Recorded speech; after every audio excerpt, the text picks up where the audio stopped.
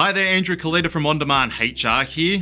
Today we're going to be discussing what is no doubt one of the hot HR topics of 2023, and that is international migration and working visas.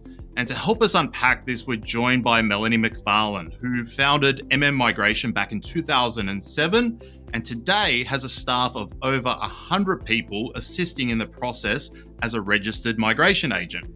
So really looking forward to digging into her perspective, experience, and thoughts on migration as it relates to Australian businesses for 2023 and beyond. From your perspective, is there anything else that you want to share that you think is going to be valuable for On Demand HR's audience?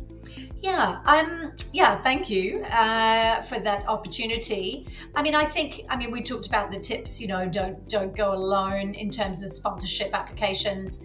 Another tip, going back to the eligibility criteria, it's always really important when you've got somebody working for you and you think, I'm just going to sponsor them. It's really important to determine that they are actually eligible to be sponsored and to consult initially, obviously to see if you as an employer can do the sponsorship yourselves, but also if that person you want to sponsor actually is able to be sponsored. And if not, what do they need to do to become eligible? Whether that's they have to do an English test, or they need to finish their qualification, or they need to get a bit more work experience, because there are some visas, let's say the temporary skill shortage for a 2-employer sponsored visa, which is the temporary visa that can lead to permanent residence through sponsorship later.